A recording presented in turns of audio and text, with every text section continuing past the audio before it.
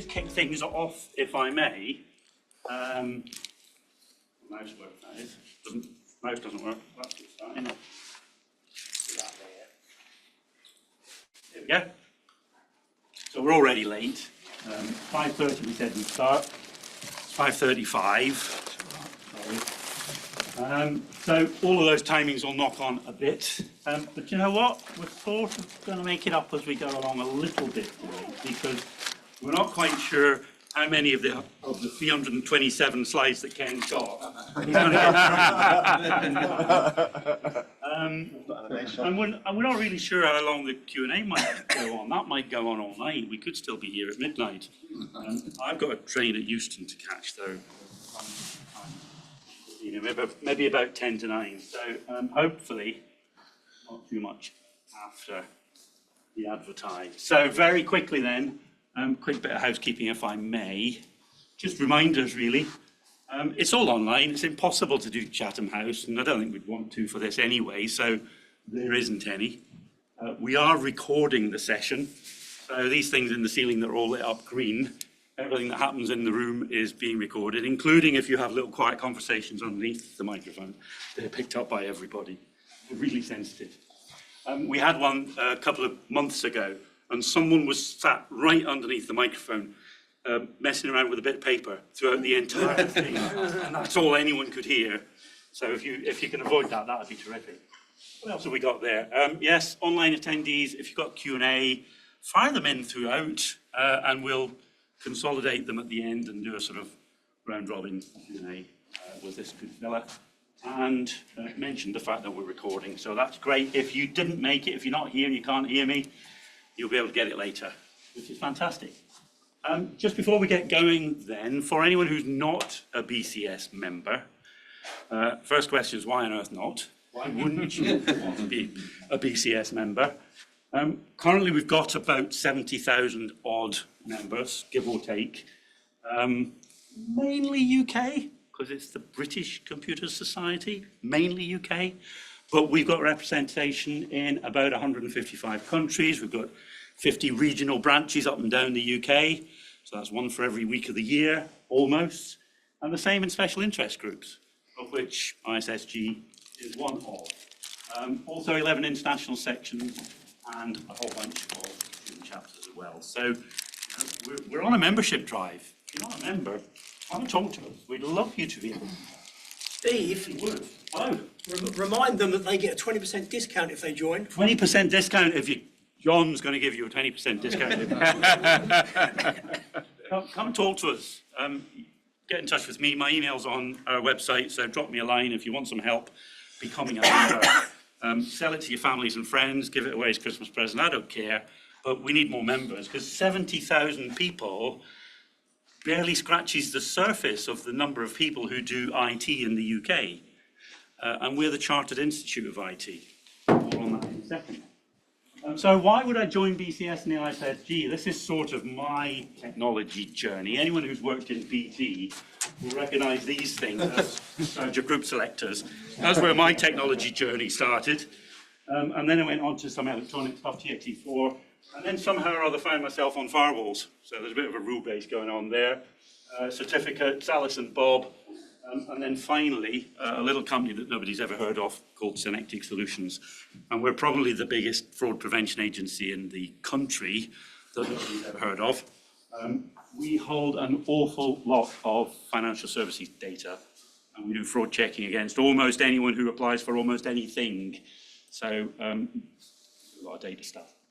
And that was my role there until a couple of years ago when I handed over to someone else, as I thought, well, I need an exit plan, and the longer I do this job, the harder it's going to be for me to have that exit plan. So I handed over, and I've been sort of working with him for the last couple of years or so while he gets himself in place and up to speed. But why would you join the BCS, and in particular the ISSG, the Information Security Specialist Group? Well, I've been doing chair of ISSG for 3+ years now. And honestly, I can't tell you the number of things, the number of opportunities that it gives you when you get yourself involved in one of these sorts of organisations. So I get involved in HMG consultations, media responses for BCS, God, there's plenty of them, isn't there? There seems to be a lot of breaches going on that somebody wants you to say something about. Events and webinars like this tonight.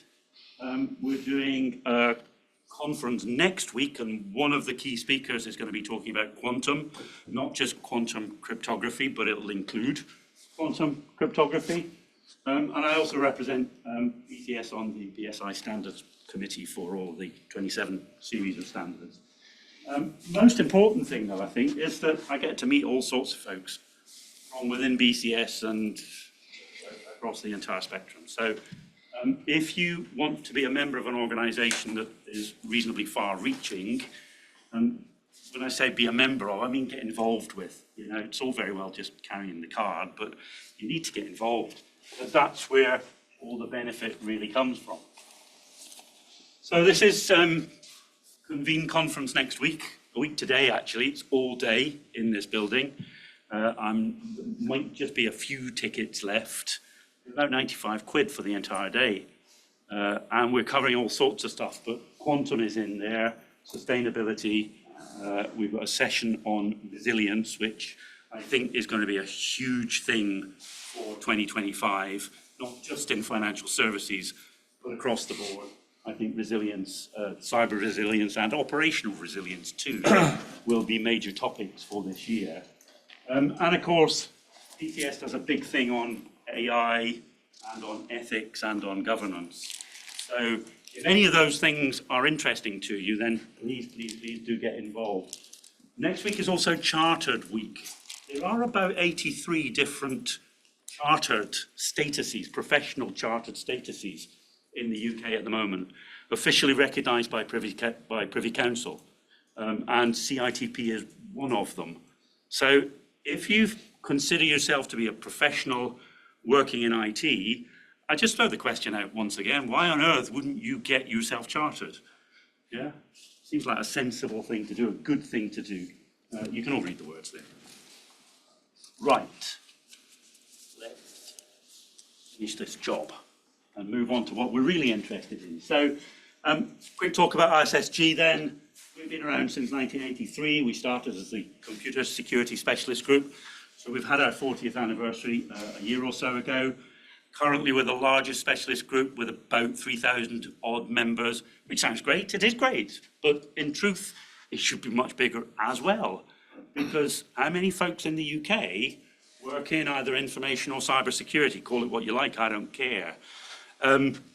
Those are all the things that we get involved with in the ISSG. So we'd love to have you along. And those are our themes for this year. So our webinar program, our seminar program, our event program is all about that stuff.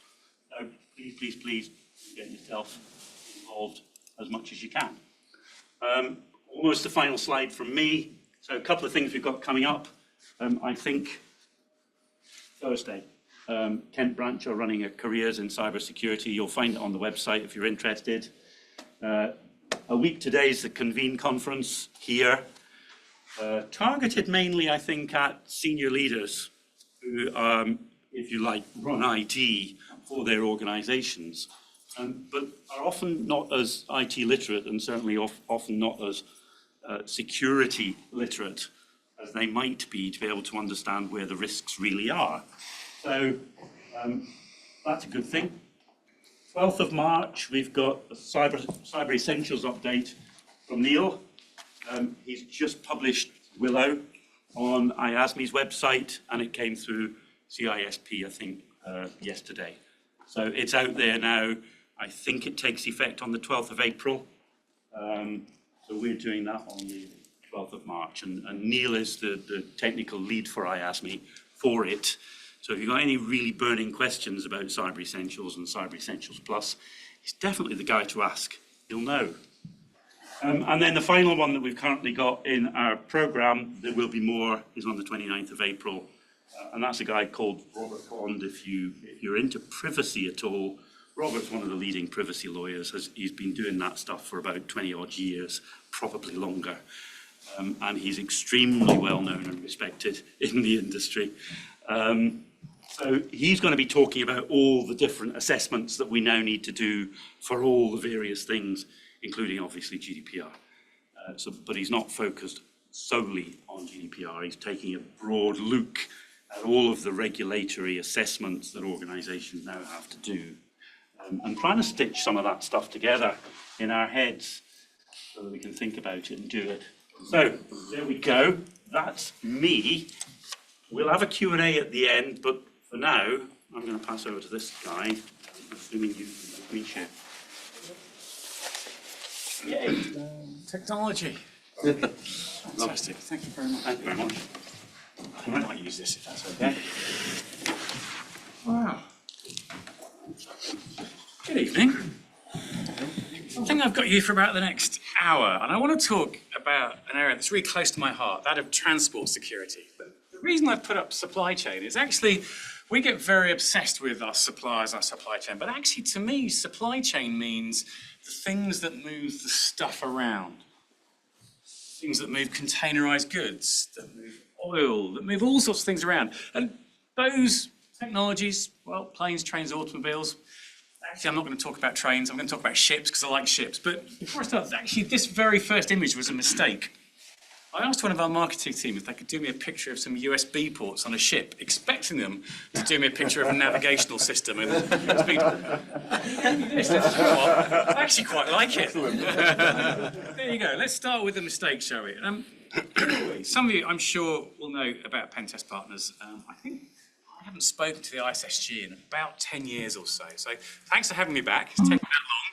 But I think the key to me is always talk to your colleagues and ask them about their history, their backstory. There's about 150 of us now, specialise in pen testing, red teaming, DFIR, GRC consultancy, that sort of thing. But talking to some of my colleagues about their career histories, I realised that we actually had quite a few mariners. We had an ex-ship's captain, and we had a couple of ship's engineers, and we started talking about it, going like, ships are really, really interesting devices. And we then started researching this, talking to some friendly shipping lines and learning loads and loads about how to hack ships.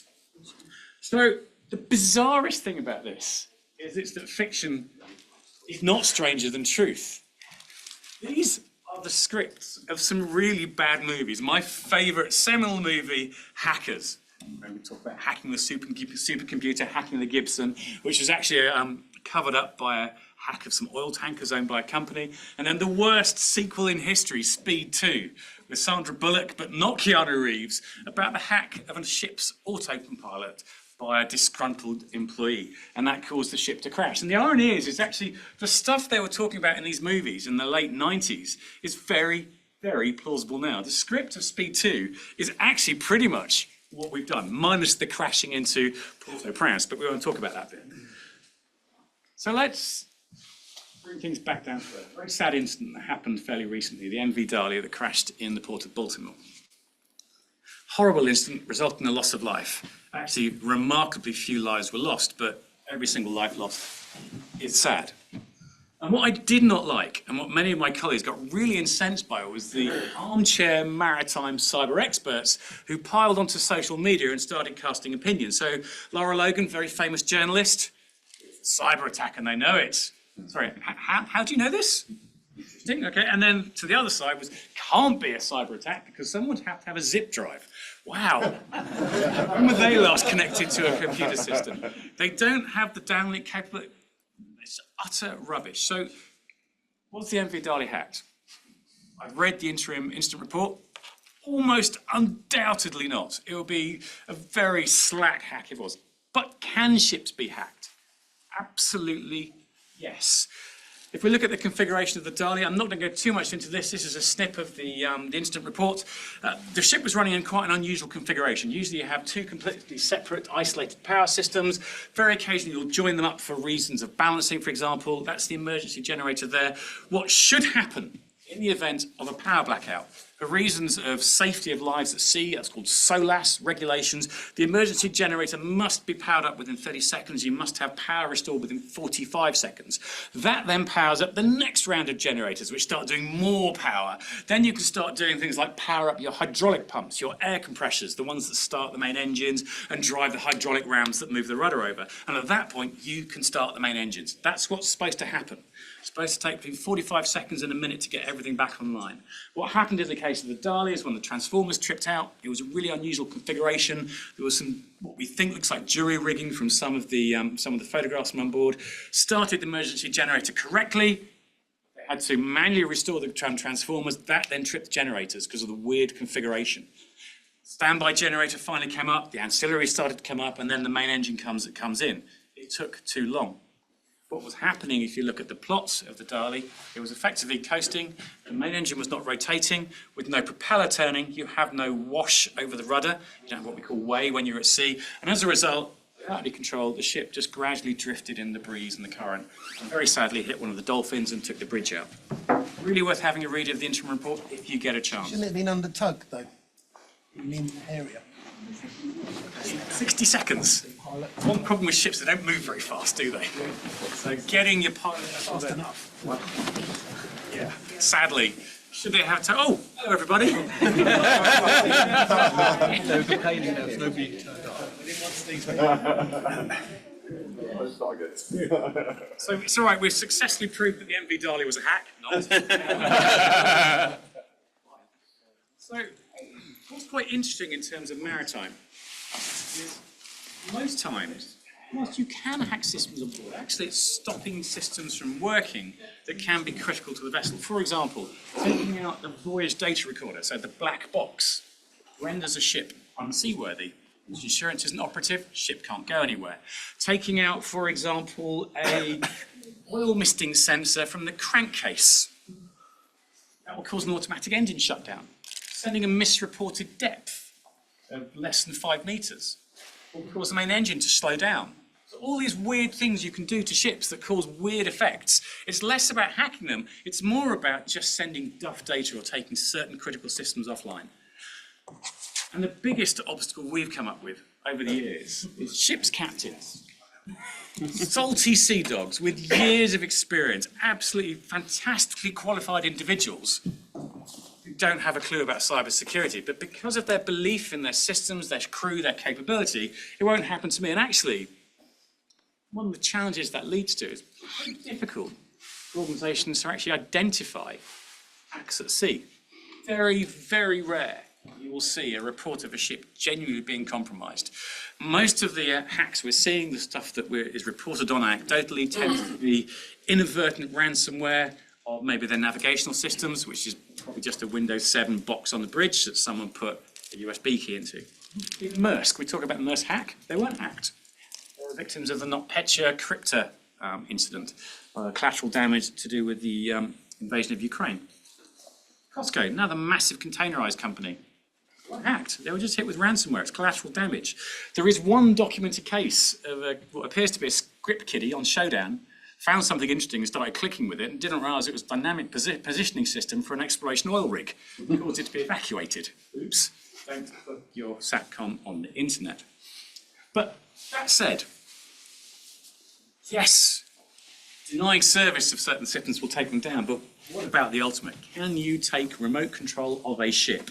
And that was a challenge given to us. We've done over 100 odd ships now, but one of the very first, and I'm going to talk you through this one because it's really interesting.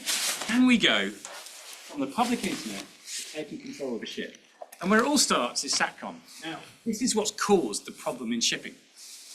We've gone from satellite connectivity on a ship. Typically in the past it would be fleet broadband, which would be pretty much global coverage, insanely expensive, dollars per kilobyte, which is why only the captain had the sat phone and only the captain was allowed to use the satellite terminal.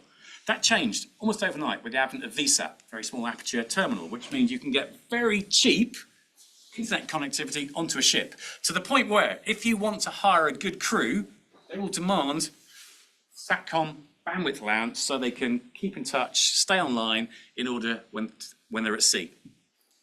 If you don't offer them SATCOMs, you get really bad crews, and that's a really bad day. So you have to have SATCOMs. That's changed even more recently with the advent of Starlink. So the costs of access for always-on connectivity for a vessel have dropped through the floor, which is great, because that gives us the ability to be really efficient when we're at sea. So least cost routing. So you want to make sure you're traveling with the best currents, with the wind behind you. You want to be avoiding heavy seas. You want to be being really efficient You want to be communicating with a port in real time so that you've got everybody ready to offload the right containers in the right time. Or if you're sat on a commodity, maybe LNG or crude oil, you want to be able to sit offshore until the price goes up, and then you offload, which is why you need connectivity. So that's where we started. We started looking at SATCOM terminals a good number of years ago, and unsurprisingly, our friend Showdown shows you the way. If you know what to search Showdown for, you will find SATCOM terminals on ships in real time on the public internet. Not difficult. You can connect the interfaces, some of the earlier ones, so the Cobham Sailor 900, would even, pre-authentication, disclose its GNSS coordinates and its software version, which is even better because it meant by reiterating through the manufacturer's changelog, you knew what the vulnerabilities that were fixed in the later versions were. Fantastic. So for a bit of fun, we did some real-time correlation. Using the GNSS coordinates that were published pre-auth, we would then correlate that with AIS data, which is the equivalent of flight radar for ships, and you could actually correlate the real-time position and know the vulnerabilities those ships were vulnerable to. So the red dots were critical exploits, the purple ones are out of date, and the green ones were fine. We published that, but we delayed it a couple of weeks because it wouldn't be right to publish a real-time list of how to hack ships, right?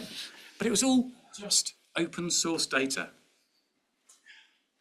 What did we find? We started reverse engineering some SATCOM terminals. We found firmware that wasn't signed, so you could roll back firmware, you could reintroduce code. We found lots of plain text. It's like turning the clock back 15 plus years. They'd had the concept of user access level control, but it was priv-esque, so it didn't matter. In fairness, the manufacturers did fix the bugs, but of course, if we don't update the software, you've still got vulnerabilities, and now they're known about. So, yeah, that was a bit weird. I don't know, we found that in the firmware of one. I don't know what that was about anyway. I think part of the problem is the ownership and operators of most vessels are different. So the ship's probably owned by a bank. It's then leased to somebody, that's then chartered out to somebody else, that's then crewed by somebody else. So you end up with these really complex management problems. So fine, update the SATCOM terminal. Who's responsible? It bricks the SATCOM. Oh, now you're in trouble. And even worse is many of the organizations that provide SATCOM terminals didn't do a really good job of putting their hands up to vulnerabilities. So this is a genuine changelog. It talks about bearing calibration so you could track the satellite constellation, friction tests, and improvements for security of the admin account. What they actually meant, that was complete login bypass. Because they weren't particularly honest and open about it, many organisations didn't bother. So they didn't appreciate that they, as a result of this, they'd left their bypass login completely available to bypass. So a lot of software packages on terminals didn't get updated. So here's one of the first vessels we were ever asked to look at. It looks a bit like an oil rig, doesn't it? It's an exploration oil rig. It's used for going out and sitting in deep water so it can move around quickly, drill a hole, figure out if there's oil down there, and then they can decide to bring in a fixed oil rig. Or they can use one of these for a long period of time. And they stay in place using a dynamic positioning system. So they'll have anchors out. If it's too deep, they won't, and they'll use thrusters to keep them in position. And it's really important that DPS, the thrusters, are working all the time. So if there's a current, they're in position, because if you get it wrong and they go wrong, you break the umbilical and you have a deep water horizon problem. Hopefully the blowout preventer doesn't fail, but it's still going to be incredibly expensive if the DPS goes offline. So, organisation challenged us, can you, from the remote internet, can you compromise our DPS? Can you take our exploration drilling rig, it was a rig, it was a Moss Maritime CS55, can you compromise that? So you have to start exploring, and so you start exploring the network and start learning how it's put together with a lot of care, because you're going to find out-of-date industrial control systems and very sensitive systems too. Now, as no doubt you'd expect to see, there was some good segregation. So the propulsion system was isolated. Fantastic. SATCOMs, core network switches, and then you find the dirty network where the crew reside. You'll probably find third parties where some of your operators, maybe your mudloggers might sit, a corporate network for talking back to the business, and then interesting connections to DCL, the DCN, the drilling control network. So actually we already had access to the thing that dug a hole in the ground, but we didn't have access to the propulsion system. So what do you do? Well, one of my colleagues who's a specialist in maritime says he hasn't used an exploit in the last 5 years. Because most of the vulnerabilities you find are things that you'll be familiar with from 20 plus years ago. So I love about this default password that someone spent more time choosing the font than they did the password. You also see problems with vessels because you have itinerant crews. You have real problems with a crew on a rig will work 2 weeks on, 2 weeks off. Or you might have a different crew member come in. On a ship, you might have someone does one leg and a completely different contractor come and does the other. So how do you deal with password management on your navigational systems on the bridge, for example? So you end up with ridiculous systems like password hint, who do you work for? Well, that's going to be difficult to work out, isn't it? But that's a real issue. Now, we're looking at an exploration oil rig, and the DPS and all the control systems were down at the bottom of the stanchions, of the legs. Down 13 flights of cast iron, of steel stairs. A real pain to get down to. And it was well known that we were coming on board. Obviously, when the pen testers are coming, what do? You clean everything up, disconnect everything that shouldn't be connected. So, the pen testers are coming. So we were into one of the administration offices, and this is really interesting. I don't know if you can see here. Do you see the shutter on this RJ45 port is really clean, and everything else is quite dirty? And then there's this hanging RJ45 cable. Thinking, this looks a bit interesting. I wonder what's going here. So, of course, we think that's clearly being disconnected because we're coming on board. So we plugged it back in to see what happened. And that's interesting. That box has clearly been on the corporate network somewhere. But this was an admin box for one of the industrial control systems. And we think what happened is one of the engineers didn't want to have to walk down 13 flights of stairs down into the bowels of the exploration rig in order to do any administration. Didn't want to get I'll tell you what, I'll just put in a jump box, bridge the network, and that, as a result, gave us access. But even better, they put TV on the jump box. So this is now interesting. So we've now got an interesting bridge between the internet and the drilling control network. That's really interesting, right? But we still haven't got anywhere near the propulsion network, the dynamic positioning system. Now we're in trouble. So how did we do that? Well, we actually had to find some new vulnerabilities. So we found a new way. We found some new exploits. And you'll often find these on ships and rigs. And in fact, you'll find them in utilities. It's an OT switch. Why do you need an OT switch? Well, the reason for that is serial networks. Serial data doesn't survive very well over certain distances. So above about 300 meters or so, you're actually going to have problems maintaining signal integrity of a pure serial network. So you're far better off is encapsulating it into IP, running it over an IP network, and then decapsulating it at the other end. And that's what these devices do. The Siemens scale-arms industrial control switches. You'll find hundreds of them in power plants, ships, rigs. And we realized that these switches were responsible for segregation between the propulsion systems and drilling control network. Thinking, okay, what are we going to do? So we were a bit stuck there. So we thought, started looking at the config and realized that the password hashes, I use hashes with quotes, were getting longer passwords. And those of you who know their hashing will know that hashes are always the same length. We're thinking, spidey senses tingling here. Are they actually correctly hashing their creds? So rather than essentially brick some of these switches on board the network, we'll just go and buy a few of them. We've got a pile of these back in the office. Look, that looks like a JTAG header there. Meant we could get the firmware off pretty easily. And now we can start reverse engineering the firmware and start working out how this weird hash type was working. And a couple of my colleagues who are way cleverer than me, which is why I'm not going to go into too much detail on this, reverse engineered the hashing function and discovered actually it wasn't hashing, it was encrypting, and it was encrypting it with a static password that applied to every single Siemens scale-arms device that they published, ELS debug. That now means we could then inject ourselves into this switch, take control of it, mess around with the routing, and then compromise the propulsion network. Now, good news, found a new vulnerability, reported it to Siemens, and I have to say we had the best experience I've ever had reporting a vulnerability. I sat on the board of CVE for a period of time because of our experience in helping organizations manage vulnerabilities. Probably managed nearly 200 vulnerability disclosures per year. Siemens were head and shoulders above anybody else we've ever worked with. They acknowledged the vulnerability within an hour. They come back to us the following day, said, yeah, we agree with you. Okay, we need now to figure out how much the stuff this affects. And every week, they'll come back to us an update without us prompting, saying, yeah, looking at this is what we found this week. And they came back to us approaching 90 days, which is the usual disclosure window. And said, actually, this vulnerability affects far more products than you think it does. But we have some extra time. We're going to need another month or so. We said, hey, this is brilliant. You've been so good about dealing with this vulnerability. And then on about 120 days, we did coordinated disclosure with Siemens, with their customers. So all I can say, if anyone reports a vulnerability to you, be like Siemens. They're brilliant. They have so many vulnerabilities. Yeah. Quality of the product. It's okay to have vulnerabilities as long as you manage them well, right? Yeah.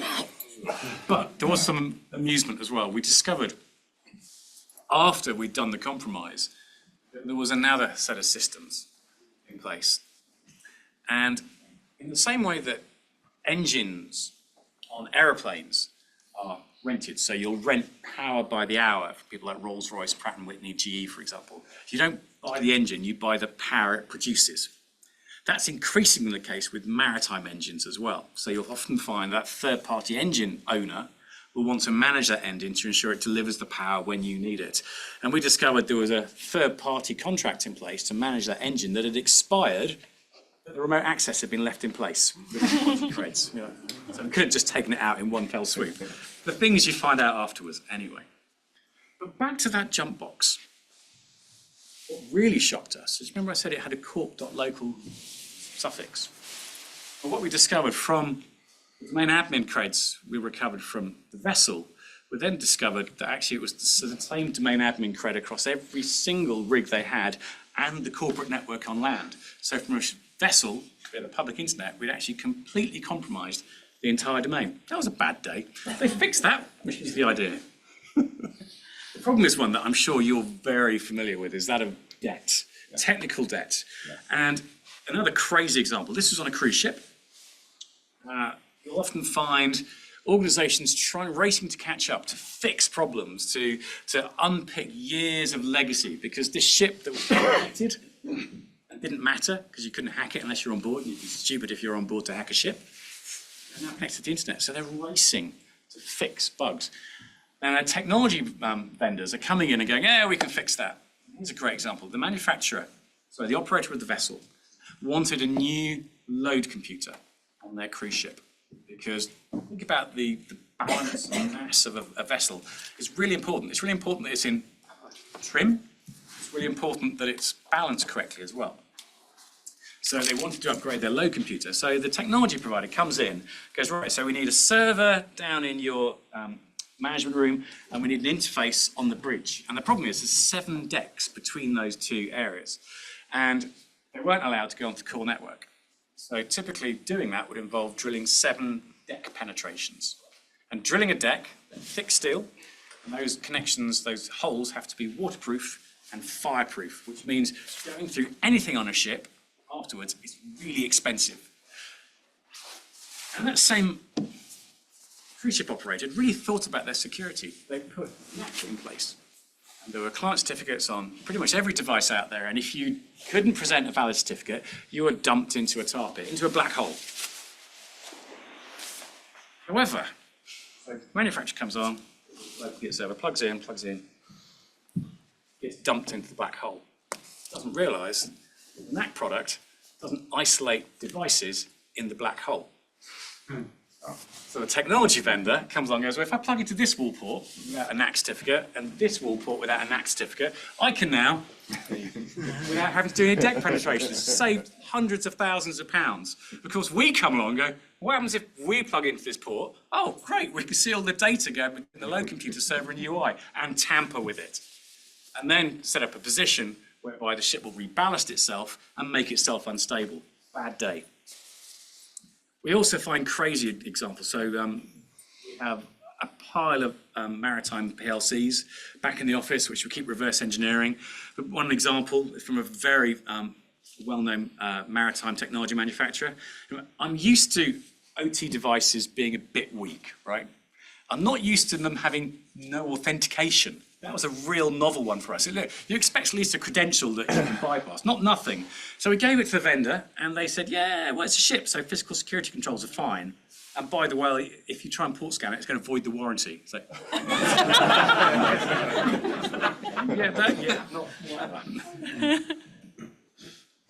I'm sure this is a problem that you'll experience on land. You trust every third party that works for your organisation, right? You trust them completely. No, of course we don't. Well, this is how bad it gets with shipping. So you're on a cruise ship, and those of you who've done a cruise, you want to be entertained and you want to practice your golf swing if you're already on a golf course for a while. So on one of these cruise ships we tested, a golf simulator. We thought, that looks interesting, and jump into the golf simulator as a PC. And unsurprisingly, the organisation done a good job. They'd actually segregated the network and they put all the dirty devices onto a tech VLAN.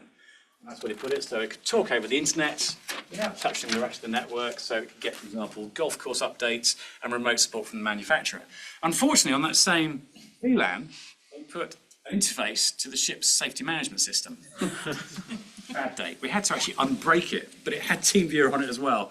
And from there, we could, via the golf sim, got a shared password, got access to the other VLANs, bridged onto Void's data recorder, bricked the VDR, and the ship couldn't move.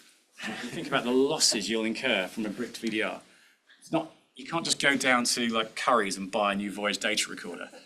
They're ordered in custom from Faruna in the Far East and various other vendors, for example. So that would be a really bad point. And moving away from cruise ships, in the same way that maybe car manufacturers said that car thieves weren't that clever, actually, talk about pirates. We think about piracy in the Gulf of Aden, for example. People think about, Captain Phillips, the movie, when people come along, powerboat, guns, bang, bang, bang, right, your ship's mine, give me money, and they hold the ship ransom. Things have evolved massively. What we're seeing now are a number of reports where instead of holding the vessel ransom, the pirates will board the ship, the crew will go into their citadel, so the secure area, so they'll go and hide for safety reasons, and then they'll come out some point later when everything's gone a bit quiet, and then discover that a small number of containers have been emptied of their contents, but the pirates have disappeared. So we're seeing targeted container theft happen. And we were thinking, well, hang on a minute, how do you do that? So you're going to steal the contents of a container. How do you know which one? On an E3, it's one of the largest container ships, there's potentially 8,000 to 10,000 containers on it. How do you know which one to go to?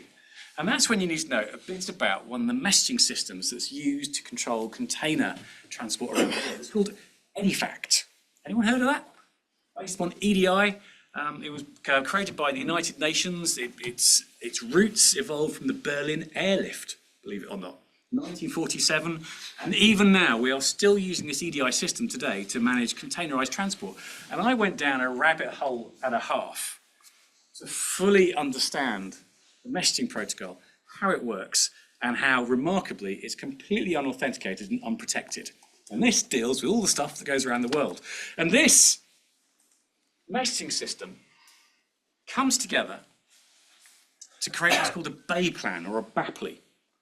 And that tells the port what to load where on the vessel.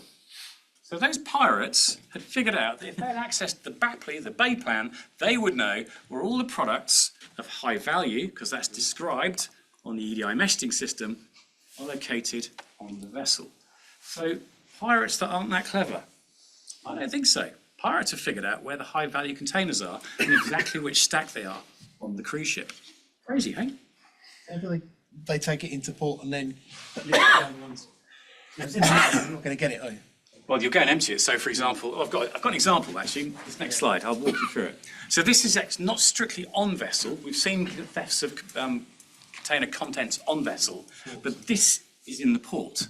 And it's very, very rare you'll find evidence of this. Why? Because the ports don't want you to know about it, the shipping companies don't want you to know about it. It's all been kept quite quiet, unless it ends up in court, because court documents are a matter of public record. So if you've got the time, bored enough like me, you can find them.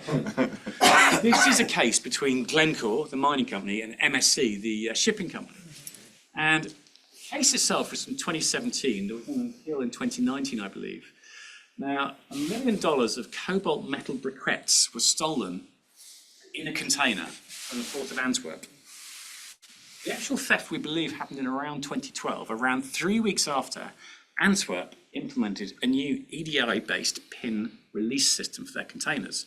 So the truck driver drives to the port, taps in a code, goes and parks in the bay, and one of the loaders comes around and puts the container on their truck, and off they go. So trucker comes in to collect his metal briquette container. It's already gone. Sorry about that. And the police report suggests around 47 containers were stolen in a 3-week window from the port of Antwerp, shortly after this PIN release system was put in place. So hackers and criminals are really quite bright. They will move quickly. I worked with the investigative journalists that investigated the Panama Papers incident. We together uncovered a series of crimes that were carried on in Antwerp somewhat later around using the EDI messaging system to target particular containers, covering things like flowers, which are a really good cover for drugs.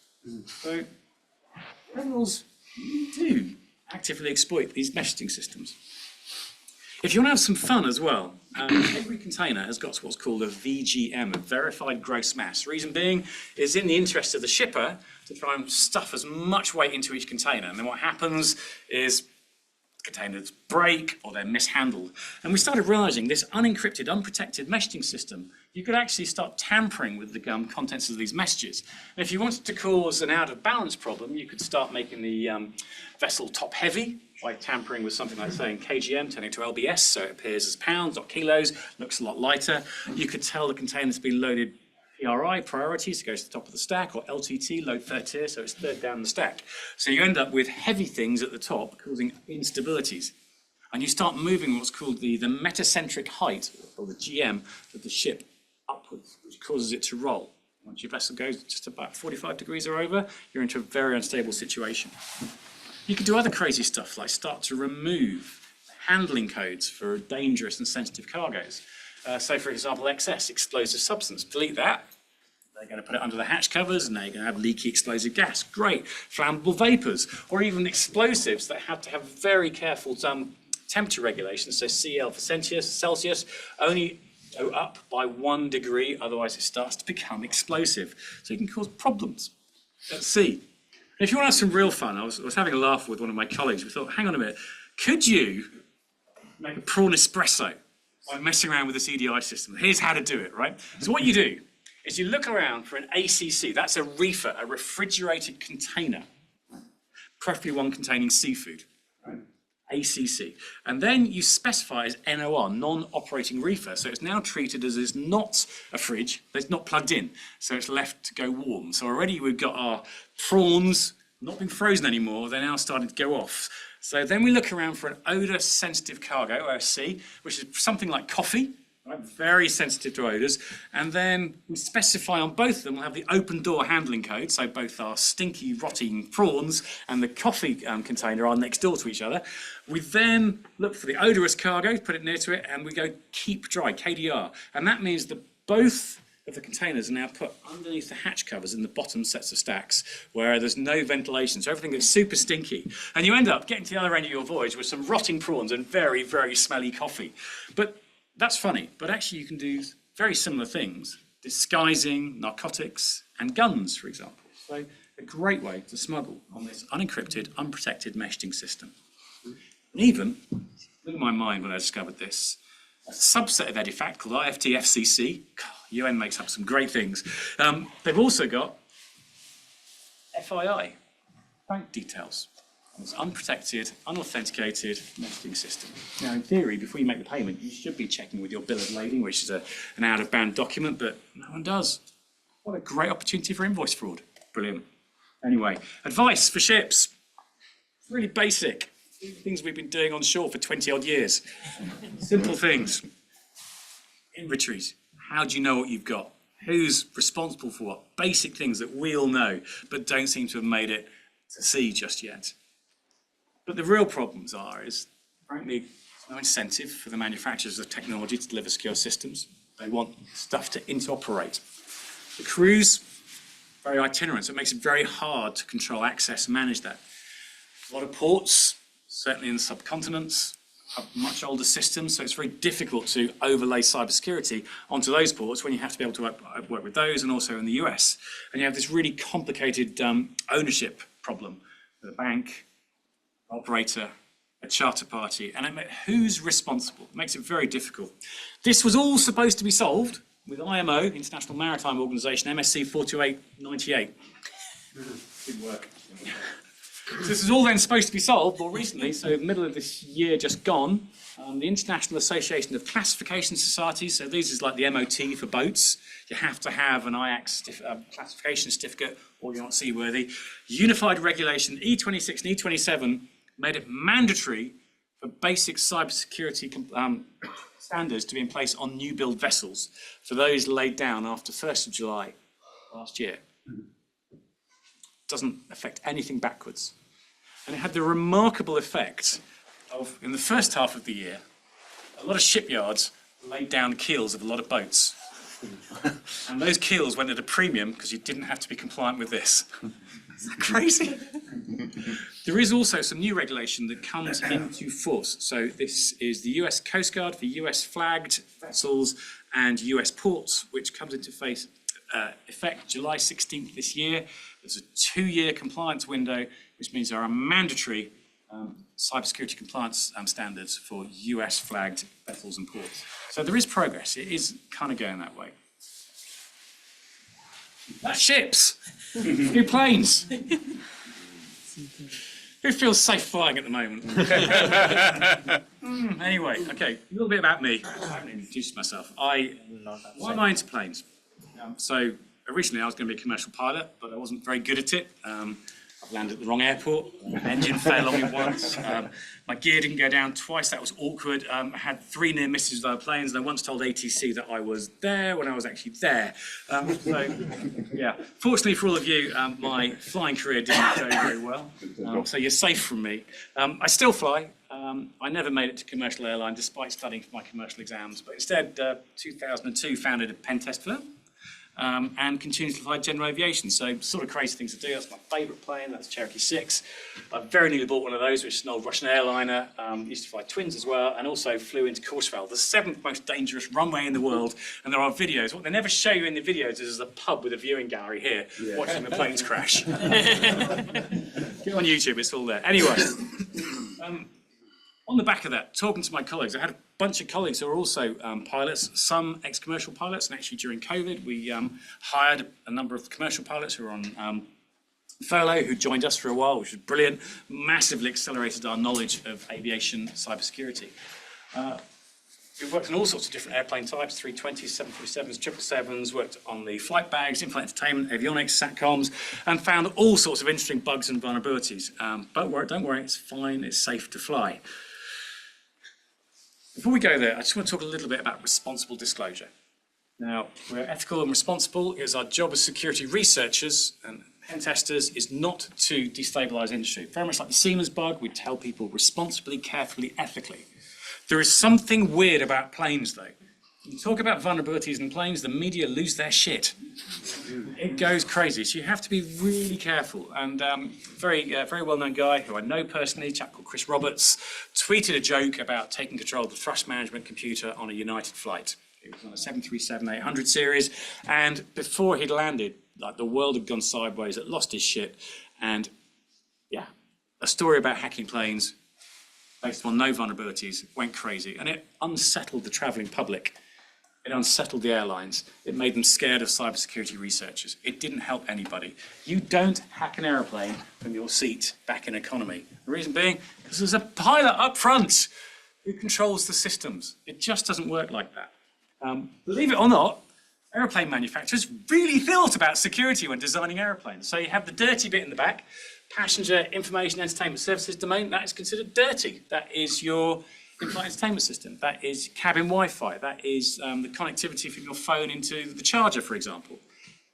I don't care about that bit. It's dirty. It's segregated. It's completely isolated. The only connection is a one-way connection that actually isn't really there anymore, but certainly historically, one-way data diode from the FMS communicating your speed and position to your in-flight entertainment system. one-way data diode. Those things work.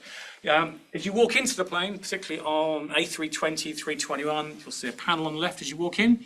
That's part of a different domain. That's called the Information Services domain. That's what the flight attendants, cabin crew use to, for example, reboot your in-flight entertainment system, control cabin lighting, drain the loos, that sort of thing. There are certain more advanced ones. So on the 350 at the back, you've got what's called a FAP, flight attendant panel. That has more functionality. On some of the Boeing series, like the 777, that was on last week, and the old 747, they have much more involved cabin management terminals. And they can do things like send telex messages over ACARS and lots of other stuff too. And then you have the aircraft control domain, the sensitive bit, the uppy, downy, lefty, righty bit. And it's not connected to anything else, so you can't hack it. Great, winner. So where did we get to, and how did we get here? Well, we started working in scrapyards. So I'm sure you know there are 4 scrapyards in the UK where a bunch of things happened as COVID came along. A lot of aeroplanes got retired quickly. The entire 747 fleet for British Airways was retired one day, several years early. They were all paid down, they were just revenue cows, but actually with the loss of transport, it was worthwhile retiring them early. So, opportunity knocked, we picked up the phone to the breakers yards and said, those aeroplanes that landed last week, what's happening to them? So, well, we're so backed up, the planes depart out, they're going to sit there for a couple of years before we can get to them. So, okay. We gave you some money for the power, can we come and hack them? They're like, yeah, whatever. We're never going to fly again, so it's safe. So we borrowed some 747s, which was quite fun. And we got to play around and learn about the intricacies of airplane systems. So how do they work? Well, ground power, the avionics bays. That's what an avionics bay looks like for real. That's the one on the 320. It is tiny, it's very noisy. You do not want to be in there a flight. You can actually get to the EE bay on a 747 through a hatch in the first class area of a BA flight, but you really don't want to be down there. Once you're in there, you just unmount some of those things and then the plane stops working. All connections. So back in the day, we had radio. So VHF, HF over the Atlantic. And that would be used to support things like ACARS, which is a very basic messaging system. So, for example, you could send text messages to a plane, you could send a new flight plan to it, and the pilot would receive their message, go, okay, new flight plan, okay, accept, bang, off they go, we'll go that way. But we could inject messages in, so we sent some interesting messages to our control display unit. But really not very difficult. ACARS, pretty much unprotected. You can just send ACARS messages to planes if you want, but the pilots will ignore them. There are increasing other types of connectivity. There's been SATCOM on board for years, way before we got SATCOM in the cabin. You'll find conventional radio nav aids, Mode 2, Mode S transponder. You find things like ADS-B, which is what flight radar uses, so you can see that public data. There are lots of other connectivity sources as well, for example, quick access recorder, and you'll find lots of maintenance systems as well. That's all really interesting. But one of the areas we found most fascinating was that of electronic flight bag. Have you ever seen, when you look in the cockpit when you're boarding, the pilots are working on tablets? Yeah. BA is generally an iPad, but you'll find Android tabs in there, also Windows tablets as well. So the EFB is used for all sorts of things to do with efficiency and safety. One of its primary functions is to doing a performance calculation. Now, it's very rare that we as pilots use 100% full power when we're taking off. Why? Because it raises the engines, burns a lot of fuel, pumps out a lot of carbon dioxide, and makes a lot of noise. So typically, we'll do a D-rate calculation. So we'll work out how long the runway is. We've got miles to take off here. What the pressure altitude is, so how thick the air is, what the temperature is, what the headwind and tailwind is, and lots of other calculations that will tell us how much power we need to take off safely at Heathrow, for example. And that's what the flight bag does. Now, that will spit out our V speeds. So V1, the point at which we can safely cut the engines, brake, and don't go off the end of the runway. V2, that's the one where we're going too fast to stop. So even if the engine quits, we're going to take off anyway. And then VR in the middle of those, which is the point at which we rotate. And the scary bit is the bit between V1 and V2, because if you have an engine failure at that point, you're going off the end of the runway. You haven't got enough power to go up, You haven't got enough, you've got too much energy to stop. Not a good day. So that's what that does. What we're seeing typically is the pilots will enter all the data into their flight bag apps. That's an example app.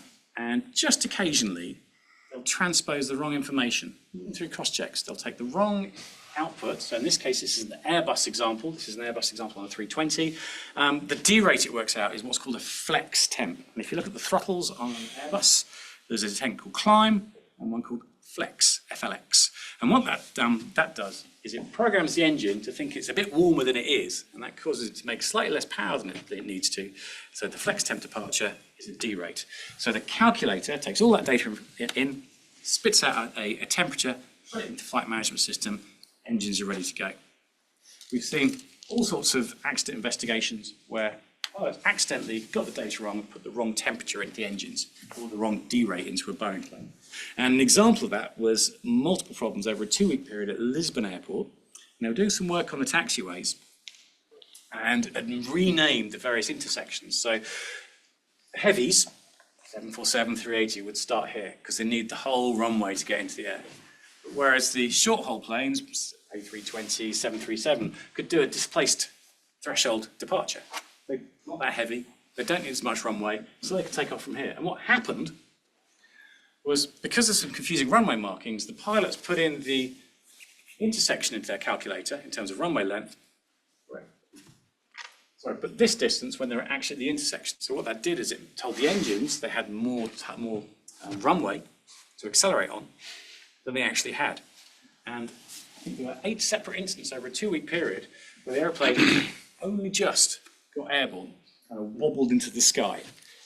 There were no safety incidents. They infringed their screen heights. That's the safety height on climb out. But no, there were no crashes. And actually, in every case, the pilots recognised there was a problem and addressed it.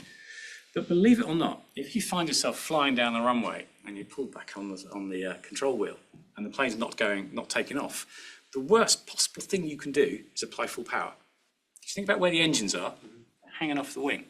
You put full power on, it's going to give a massive rotating moment, and then with an instant like that, where you end up scraping the tail down the runway. And there's various videos on YouTube, including one Air Maroc 737, which tried to do this and basically went down the entire runway, scraping the backside out of this out of the plane. There's an incident report on the public internet about that one. They only realised they'd torn the back out of the plane when they got to about 8,000 feet and realised they damaged the pressure bulkhead at the back and couldn't pressurise the aeroplane. Bad day, right? So what can go wrong? Well, this happens for real. There was a software that was released to the Air Alaska electronic flight bags, and it caused a miscalculation, resulting in V1 being too low, VR was too low, and they had 2 tail strikes within a few minutes of each other, and recognised it, called a ground stop. No Air Alaska planes moved that morning until they figured out what the bug was. But amazingly, their EFB software vendor did it again weeks later. Bad day. And this time they made a mistake on the weight and balance calculation, so the planes were out of balance and were essentially almost impossible to fly.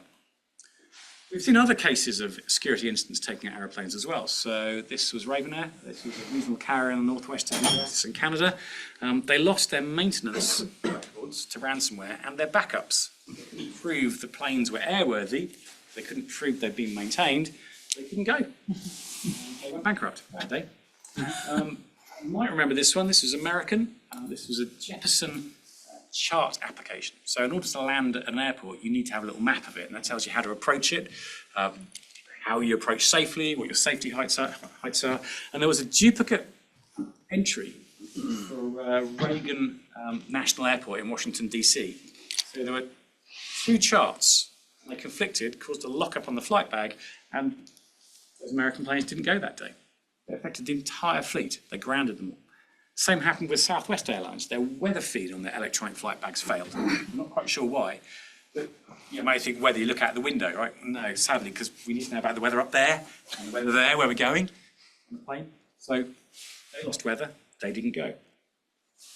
Another one, this was an accident report on an EasyJet plane. There was a data sync issue, and they changed the plane type last minute from a 320 to 321. The same plane. Pilots are rated on both, but 321's a bit longer. They didn't change the load sheet, so all the passengers were loaded for the shorter plane at the front. and left them massively out of balance. So what's happening? Pilot went down the runway, rotated, VR, nothing happened. This is, okay, this is a bad day. Pilot, let the nose go back down again, increased the power, flew away. It was fine. But the technology problem caused a massive out of balance problem for an aeroplane. So technology is critical to our safety. So what that led us to was to start looking at some of these EFB packages and looking for vulnerabilities in them. Could we achieve the same things through hacks? Well, the very first one we found was actually a Boeing product, Boeing OPT, the onboard performance tool, which is the performance application for all Boeing aeroplanes. We found a bug, it wasn't validating its data source correctly, and we could tamper with, for example, the length of the runways in its database. So the calculator thought the runways were much longer than they were, so the pilots applied too little power. Boeing fixed that one, they did a really good job of it. We found another one. This is from the cockpit of a 747. This was an aftermarket EFB fit, which I don't know how the legalities of that work. And it was really difficult to break out of the kiosk mode with control, shift and escape. And then that was difficult. There were two of them networked together, both with the password and password. So we could compromise anything on that flight bag. Okay, we had to have physical access to the cockpit for a period of time, but we also found a vulnerability in the Wi-Fi. And afterwards, historically, we think we probably could have got him remotely. Airbus, one of their EFB packages called NavBlue FlySmart LPCNG, stands for Less Paper Cockpit Next Generation. It had a very, very similar vulnerability and resulted in the ability to tamper with the data, so pilots have the wrong information. But you still have to have physical access to the flight bag for a period of time. Not in this case, though. This is a slightly different package. This is the updater for all of the apps on the flight bag. And this, amazingly, had removed certificate value validation. So the updater pack didn't require an encrypted connection. They'd removed application transport security from the IS application, the one last layer of defense that stops us injecting data, stops us doing a man-in-the-middle attack. And they removed it. So you could then send rogue data to the flight bag. So it then had bad information. They fixed that. And finally, Lufthansa. Lido is a really popular charting application. And they, unlike Boeing and Airbus, they'd actually protected their local database, but the key they used was 1, 2, 3, 4, 5, 6, 7, 8, 9. They fixed that. We've seen quite a bit of coverage about GPS spoofing and jamming in the media recently, right? See planes doing weird things, so that's a real problem. So around a lot of the war zones we're experiencing in the Middle East right now, we're seeing increasingly consumer-grade drones being used to carry out attacks on cheap. Now, most military hardware has a protected form of GPS, but consumer devices don't. So a lot of powers in both cases are doing GPS jamming and spoofing to stop precise attacks by consumer-grade technology. But we're seeing all sorts of problems. GPS spoofing and jamming causing problems for planes, so they're getting, for example, ground proximity alerts when they're on the approach to an airport, it's causing them to go around and try again, right pain in the backside. The problem we're starting to see, and we've seen a few cases of this now, is instead of spoofing just position, we're seeing spoofing of time. Because GPS is time, it's just a very precise time that we use to work out where we are. But actually we're seeing clock time being spoofed into planes. Now, there's a local clock on an aeroplane. It's pretty accurate. The GPS is more accurate, so we typically fly with GPS clock. Initially, we'd see clock issues of a few seconds. When there was some jamming or spoofing going on, you see the clock just wobble by a little bit to do with the position errors we were seeing. But we started to see much more coarse errors. I'm not going to name who it was, the airline, all the type. And we saw GPS time roll forward by a number of years. And this was huge because it caused a number of consequential issues.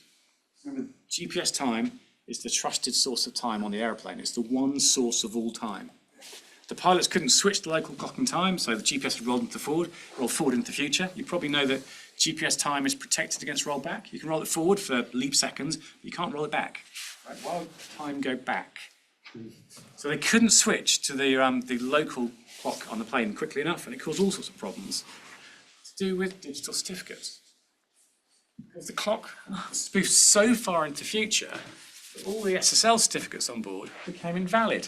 When we think about expiry, right? Thinking about us having the hassle of refreshing all our certs because they keep expiring, but actually they were invalid because they were so far in the future. First thing that happened, passenger Wi-Fi went offline because that relied on TLS, and the certificate was no longer valid. The next thing we use, rather than doing everything on VHF, we do cockpit, control the pilot data link comms, which is basically secure text messaging connections to the controller. It's like, okay, climb to this height, do this, go there. That became unusable because it requires better than 1 second precision on time sync. So that went offline. And increasingly, various components on the airplane went offline because they couldn't validate their integrity, they couldn't validate their security, and were now offline. And this plane landed with radio. It called the ground, said, nothing's working. Can we get us down? And of course, they talked them down, and that was fine. But because you can't roll time back, they had to go through a reflashing exercise of every single device on the plane because they couldn't be certain where the true single source of time on that plane was. They had to reflash everything on board. It took 2 weeks. Pretty scary, right? So something as simple as a software-defined radio with a watt or two of power could render a plane unusable for 2 weeks. Pretty scary, eh? And there's a huge amount of work going on right now by the Ops Group, which is a collaboration of various airline operators, to work out where the genuine source of time on the plane is. Now, there is a solution for this. It's called hybrid GPS, and that's where we sync up our position with GPS, but also look for ground-based navigational aids. So our VORs, our ILS, our non-directional beacons. So we sync up ground nav aids with GPS too. And if there's a discrepancy, we know which one's accurate. Problem is, for reasons of cost, we keep retiring our ground-based nav aids because GPS was better, right? Oops. Anyway. It's always GMT, is it? Because you can go backwards with time zones. So the source of time is UTC. And that's the one that stays consistent. Then we add or subtract time from that to give us our local time. I want to go back in time a bit as well. In this is one of our fun exercises exploring 747s. This is the cabin management terminal on a 747. It's on a BA flight. It was the cupboard under the stairs. Go in there. It's great. You just sweet talk the cabin crew. Oh, what's that? That's an interesting computer. What does that do? I was left alone with this. I didn't do anything, but I was, oh, what does that do? Well, anyway, after picking out all the fluff, the RJ45 connector, we jacked it and started to get some intelligence from it. Yeah, so this is an aeroplane that landed as COVID happened in March 2020. And you can look at its build time was 31st of May 1994. The plane was flying in March 2020. Now, this primarily did the in-flight entertainment system, but fun was, how the hell do you pop a shell on Windows NT4? You remember? Because a lot of the dependencies that we use today actually aren't there. So it was a really fun exercise in rolling back time, trying to find some really old ISOs to practice on, then come back and actually successfully pop it. But yeah, it was pretty nuts. You will find really old systems in the cabin. You'll find them in the avionics bay as well, but they're not connected. But even today, you'll find a lot of, for example, in-flight entertainment systems which sync with the cloud to pull down news of the day, to pull down the latest media updates, etc. Very, very easy to find problems. This was another 747, not a British operator, and we found all sorts of fun things where you could jack in. Again, you'd have to be really quick because the cabin crew would probably see you, but we found vulnerabilities in some of those systems. Worst case, we speculated, well, what could you do? You could cause a bit of a shitstorm by streaming porn onto everyone's entertainment system. But that happened randomly. There was an Australian flight which randomly started displaying porn, and we don't think it was a hack either. Me. I mean, I suppose we were riffing with an Airbus engineer. So I suppose, what if you put up a bomb message on the in-flight entertainment system that says everyone go to the back of the plane to avoid a bomb at the front? Actually, in certain configurations, that would put the plane out of balance and could cause it to stall in. Typically on approach, because the plane's slow and light on fuel, but you could cause some problems. But practically, I'm not so bothered about IFE. I am bothered about recovering S3 bucket creds from the IFE, and then realising we had read-write access to the S3 bucket and could have modified all the videos on that bucket so that all the planes on the fleet synced any content we wanted. That would have been fun. But anyway, you could also take the IFE offline. Might cost you some money and some bad PR, but just nothing particularly mad. And if you really want to have fun in the cabin, sweet talk the crew, just open some hatches and cabin containers and see what's in there. So the password for the Wi-Fi, the router admin, was actually just on a sticker behind a door which contained the 4G router. Yeah, not good. This is quite good fun as well. So we pulled the SSDs from one of the planes, and on there, did a forensic recovery on it and found in Slack space a CF card that was inside there, a bunch of personal photographs from one of the engineers that built that device. And we think they used a CF card in their personal camera before then putting it onto this IFE system. There were some photographs, this is mad, of the NFL stadium in Detroit. What? Utterly mad. So you're going to find loads of old stuff in the cabin in planes. I think floppy disk also is in use till now. That was us. So your article back in 2020, That's the one. that's the DEF CON article, right? Yes, absolutely right. It's, I I've been think following you a lot. it's the most watched DEF CON village talk on YouTube ever.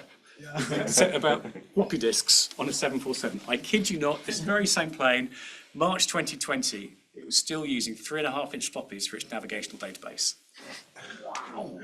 Yeah. Absolutely mad. I think they knew they were retiring it pretty soon, but yeah, anyway, you're going to find lots of old stuff. You can't hack planes, right? Don't hack planes. Don't start messing around with planes. You'll get arrested. It's illegal, right? If you do want to get involved, the Aerospace Village at DEF CON, we co-founded it. We get involved in it lots and lots and lots. Love doing that, bringing researchers and industry together to do fun CTFs. And also the Aviation ISAC. If you find a vulnerability and you want to disclose it, talk to the ISAC or talk to us. We'll introduce you, but don't go hacking planes. So, my last bit, we'll talk about cars. That was fun.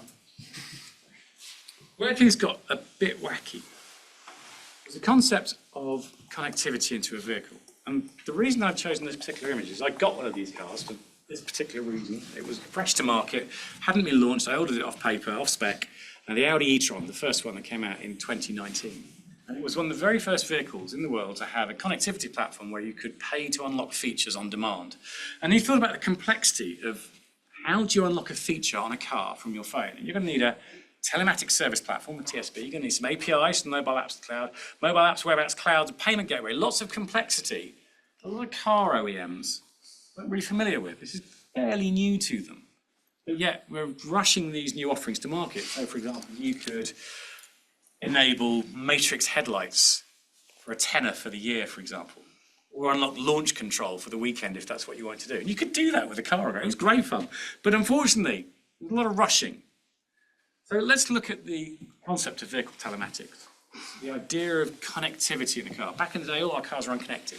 Increasingly now, you'll find in your car what's called a TCU, a telematic control unit, and that is the bit that makes your car connected.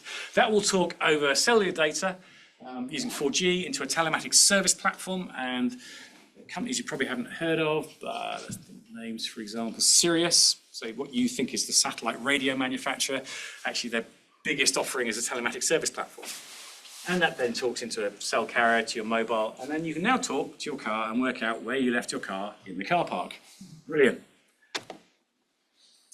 What goes wrong? Well, that TCU, that telematic control unit, typically use a private APN. We actually started reverse engineering what led to a private APN. Amazingly, that was in RFC 1994, which describes PPP chap, and the characters, so the key length was less than 12 characters, so it was pretty trivial to crack the concept of a private APN. And what's really interesting about this, do you remember Charlie Miller, Chris Falasek, 2015, they did an amazing talk about compromising the Jeep remotely. And that fundamentally exploited the fact that they didn't segregate individual vehicles on the Sprint cellular network. So if you could see one car, you could see all the other cars on that same APN. So you could get to TCU and see all the other vehicles on that same APN. We found exactly the same vulnerability with another organization 4 years later, reported it privately. No one's talking about it, but it did get fixed. We find telematic service platforms on public internet. Fortunately, we knew which organization this was, gave them a call, and it wasn't there that evening. Good. Something a lot of organizations, a lot of manufacturers don't really think about is the fact they've sold the car to somebody. That's now my car. And one of them came to us and said, hang on a minute, right? Sold a car. A portion of the people we sell cars to are going to be cybersecurity pros, and a subset of those might be quite interested hackers.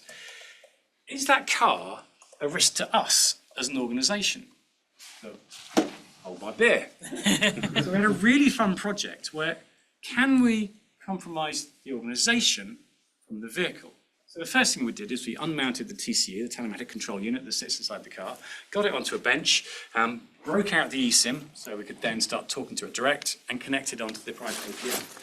And from there found a bunch of really interesting vulnerabilities and explained roughly how it works. Okay, so you've got GSM modem, which has probably got a private APN using point-to-point protocol. It's then wrapped into TLS, and that gives you then access through into telematics front end. And of course, quite reasonably, you'd expect the TCU to be able to talk into telematics platform so it can interface, interact, tell you where your car is, report telematic data to and from the OEM. But of course, we are now a TCU, as we've broken out the SIM inside it, and we are now connected to it from our own laptop. And what we discovered is we found vulnerabilities on the telematics platform.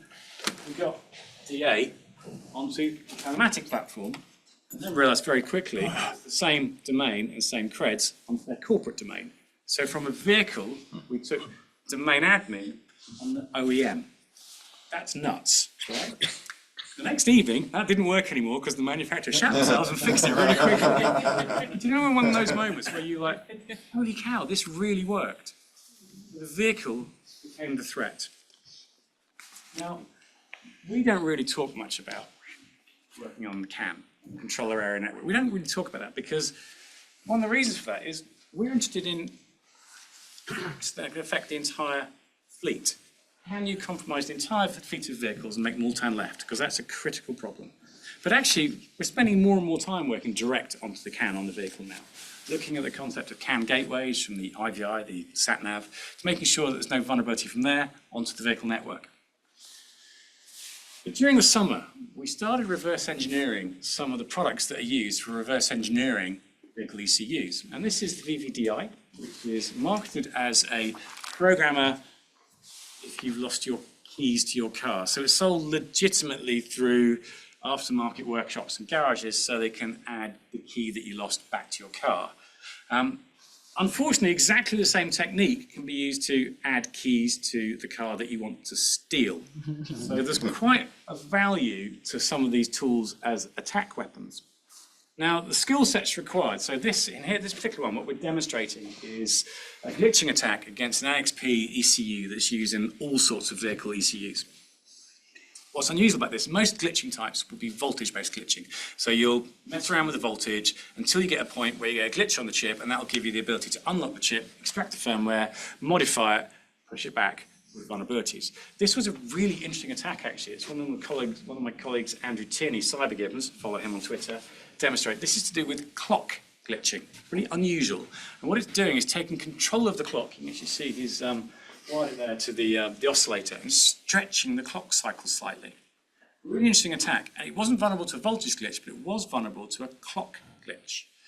And it caused the ECU to unlock, get the firmware, modify the firmware, insert vulnerabilities. And this particular one, for example, we realized you could then use that to add additional keys to the car.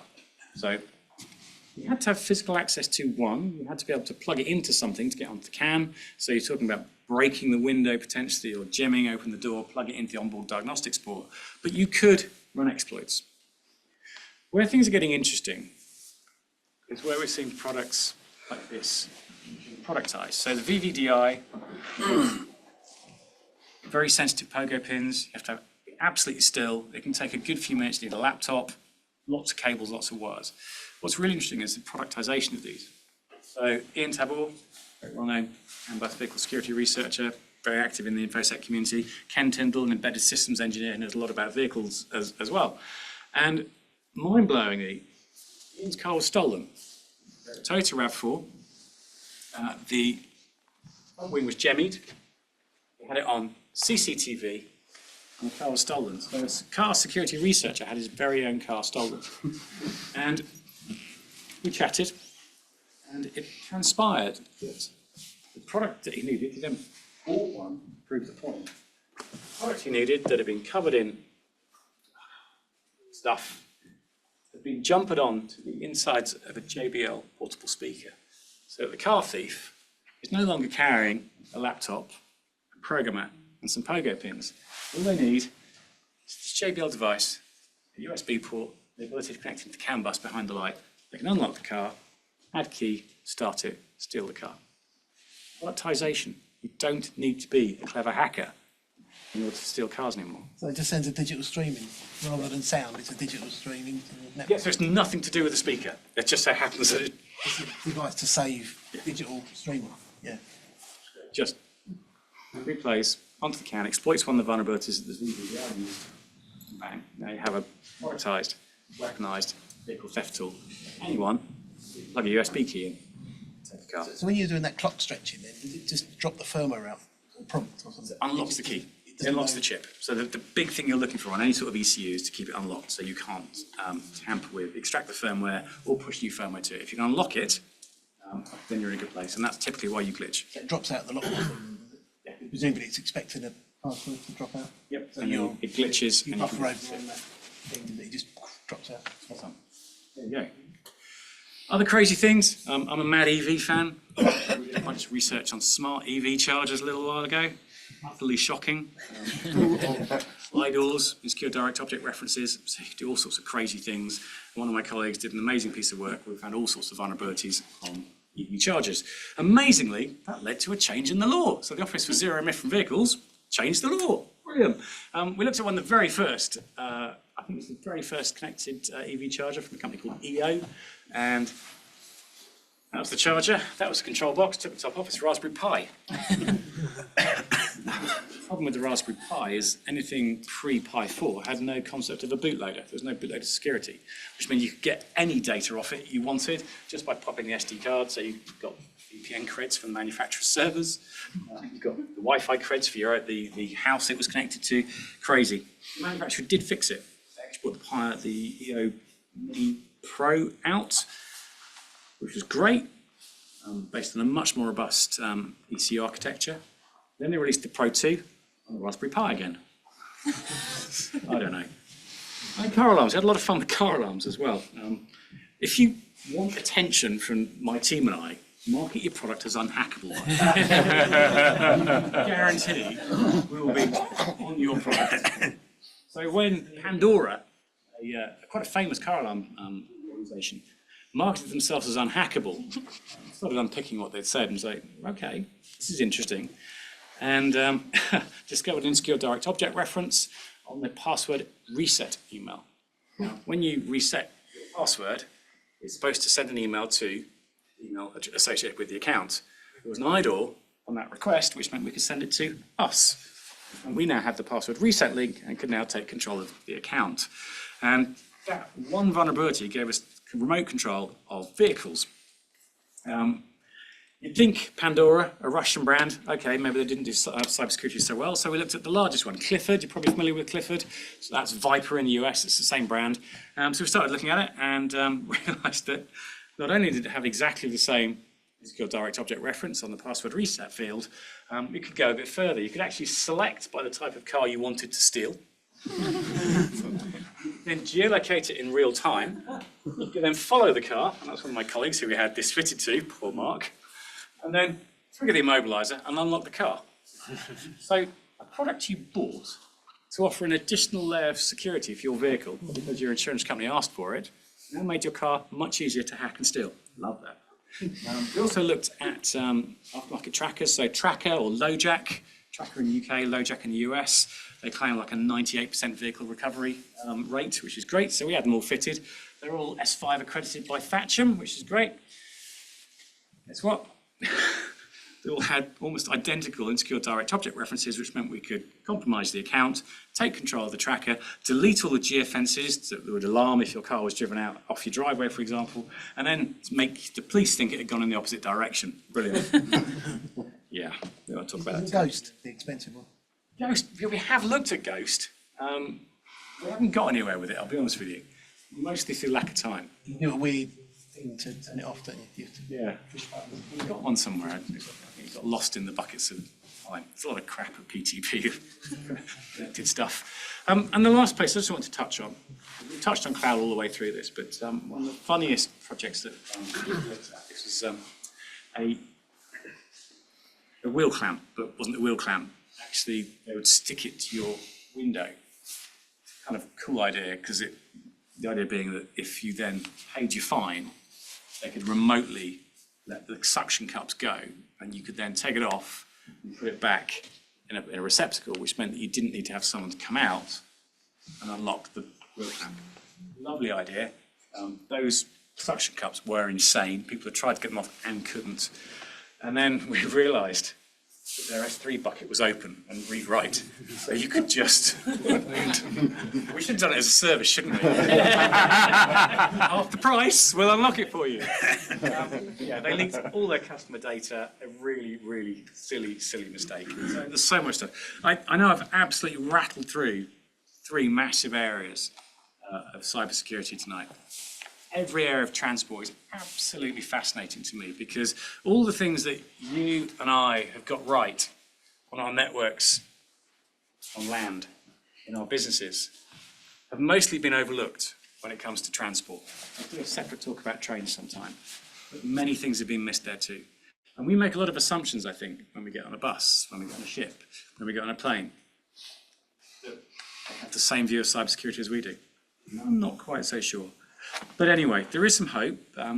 UN R155 is supposed to make things much better in cybersecurity. In honesty, most of the car manufacturers are really doing a good job nowadays. Where the gap is their tier 1, tier 2 suppliers who are struggling to catch up. And manufacturers are doing a good job. They're leading by example. But some of their suppliers of components and technology are really struggling. Range Rover, isn't it? They can't get insurance, they have to insure their own car themselves, isn't it? Nobody else can insure. It's more of a legacy issue with JLR, as they have some pretty serious problems with their key management. They have addressed them. It's got better now, hasn't it? It has got better, yes. But yeah, there was a theft. Buying one. They're talking to some insurance underwriters. They're saying the theft ratio of certain models of Range Rover Sport was 1 in 9 per year. Absolutely They incredible. wouldn't insure them. They basically wouldn't insure them. Absolutely nuts. But anyway, that's us. I mean, the clue's in the name what we do. We do an enormous amount of pen testing. I believe we're the largest independent pen test firm in the UK. If we can help you, we would dearly love to. We do all sorts of different pen testing, whether it's transport systems, financial services, web apps, mobile apps, red teaming, the works. And we also, of course, help you if someone does hack you. We can get you back up and running through our incident response team. And finally, we can consult and advise you for the right direction to go. Anyway, thank you so much for listening. Thank you.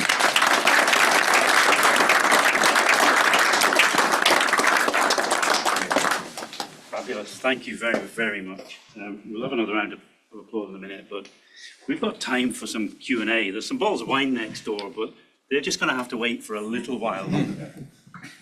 There's some sandwiches too, not so much for the folks online, sorry. Gosh, what can we take out of that? Loads. I mean, I tuned into a couple of key points that you made. You know, all of this stuff is all the same problems that we've all been dealing with. You know, traditional stuff that we work on, some of the stuff that you've been looking at for a very long time. Password management, quite hard to do on a ship. Oh, that was another thing. When Ken says, "Oh, this is interesting," you probably should be worried. Final point, I'm going home on the train. I'm glad he hasn't covered the So, questions, please. I'll let you choose. I'm just interested in something you said right at the start, which was it's not going to happen to me, right? And we deal with that all the time, just in normal business, right? People are like, it's not going to happen to me. We're talking about the when, not if problem. And so much of what you're saying seems to come back to that casualness of the leaders at the top who are running so fast. Does it need to be driven from the top down with these areas, or is it that, as you say, are the boards paying attention to this now? The people who actually hold the purse strings paying attention? I genuinely believe increasingly so, yes. So the job of the board is to manage risk. You know, their job is to manage the risk exposure of that business. And there is very much a case for investing in cyber, but also there's a case for covering the risk you don't understand. And that's, to my mind, where cyber insurance comes into play. That's for covering the risk that we can't quantify. And I'd strongly advise anyone here who doesn't have cyber insurance in the business they're working in, make sure they do, because that covers the bit that we can't quantify. You know, we do audits, we go do work, we do pen tests, we help assure it, we help understand the risk, but there's all that unquantified bit. And I'd strongly advise, when you're talking to a board, they want to understand what's the risk to the business. The risk that we can't operate because of ransomware. The risk that we have a massive structural fine from the ITO. The risk that the business is taken out of business. I don't know if you saw, there was a trucking firm called Knights of Old, had a ransomware incident, and they're out. Oh, really? Yeah, they've been going for donkey's years. They're done. Interesting. They were bought for pennies in the pound. And it's really sad to see that, because a simple cyber policy would have got them up and going again. Just covering that unexpected downside, I think that's so important. So when you are talking to the board, talk in terms of risk. Are you prepared to take that risk? You mentioned the risk. Hey. So insure it. If you can't measure it, insure it. Make the insurers cover it. There's a question at the back from John. Ken, we've known each other for what, 25 years? And we've got 2 floors right at the top of this building. Ken, what worries you about the future? We've looked at legacy, we've looked at the past. Tell me what you think the scariness is of the future. That's what. The thing I always see in every industry is I see that rush. I see everyone jumping on a bandwagon to get value, right? They want to be first mover. They want to move fast and break things, which is great when you're innovating in new products, but a disaster when you're working in cybersecurity. And I think we see it all the time. I first saw it, in IoT, smart devices. Everyone wants to have the first smart toilet on the market, and things go wrong. We saw blockchain come out. Everyone ran, let's do blockchain. Great, fantastic. And then realised that actually didn't add that much value because there wasn't a use case that worked, but share price went up for a bit. AI as well, I think we're rushing. I think we just need to be there. Yeah, great, AI, fantastic, but let's not put all of our client data in the public version of ChatGPT, shall we? And let's have some controls in place so we don't accidentally have all of our data mined by an engine trying to ingest everything. So the thing that scares me is rushing. We rushed with cloud. We rushed with all sorts of things. We rushed with blockchain. I think we just need to be a little bit cautious. And I know it's awful. We're always the department that says, hang on, no, okay. But actually there's good reason. We're talking about risk. But let's just a moment of careful reflection that we don't try and run too fast. It's interesting you had S3 up there as well, wasn't it? Everything moving to cloud, Amazon, nice and cheap. When was the last time that anyone, one of the things I love doing more than anything is just going, right, just forget about doing cloud config. Just put us into one of your cloud containers. Drop us in there and see what we can find. And see all the trust relationships across the rest of your cloud. It's like, oh yeah, it's a bit more there than we expected. There's a question here. Sorry, quick one. What advice would you give off the record for agencies like, say, Interpol, who are dealing with interceptions of crate ships with narcotics or ammunition, and also domestically when it comes to counterterrorism, also MI5? That's a great question. Is that off the record, Ken? Yeah, it sounds like There's no Chatham House here. Look, so agencies can do the stuff that we and you can't. And I think the tooling and the ability to go beyond the shackles of the Computer Misuse Act that we are rightly constrained by, as are you. I think that's really interesting in the pursuit of national security. I think that brings a whole different angle. And I'll be honest with you, I don't think I'm particularly well qualified to answer the question because of that, because we sit very much on one side of the line. We can't go out offensively. We can't do that. We have to be very careful. And the security agencies, which I'm sure you're not honest enough, is you have a very different view. And I think that's a fascinating view, and I'd love to know more, but I know you can't share it with me. Next question. There's one in the back here. In terms of security, on the scale of trains to planes, on the scale of boats to planes, where do trains come in? Are they more planes or more? Tell me whether you want to get on one tonight. On the way home. All right, so I'll tell you a couple of fun stories about trains. So when you see the guard on the train, he's always carrying what we call a T key. And when they do the doors, you'll see that they open the T key and that'll then they'll do stuff. One of the big concerns I have with trains, and the TV show Night Sleeper, anyone see that? It's your favourite, Ken, isn't it? What a crock of shit that was. Anyway, train networks are quite different. The backbone is called the Train Control Management System, TCMS. They're typically very well connected, very poorly segregated. I remember one of the very first train jobs I was involved in, we discovered that the entire ticketing and management system was connected to the passenger Wi-Fi and wasn't segregated. That was years ago. The lack of protection of the TCMS really bothers me. Most trains have the equivalent of a telematic control unit that you find in the car. It's just called something else. That does bother me. I remember another job we were working on a train which is in a maintenance environment, so we could do stuff. So you could put it into an engineering mode to test the doors. And the doors, as you probably know, have got proximity sensors. So if you put your hand in the door, it will stop. We had an engineering mode that stopped that, it would cut your arm off. Great. So there's lots of fun things you can do with trains, but again, testing them safely is very, very difficult. So don't hack trains, you'll get in trouble. The funniest thing we ever did with the train was we found a unit. So you probably know that train toilets work on very similar principles to aeroplanes. So they have a vacuum pump that sucks stuff, right? That vacuum pump, the largest manufacturer is called Evac Train. A very inventive name, right? I don't know. They have lots of suction pumps. But in the case of a blockage, they have a feature which will put it into reverse. 3,000 PSI compressed air back up. So if you ever look at the feeling of a loo, anyway, and I remember doing a train job and we found this Evac Train controller.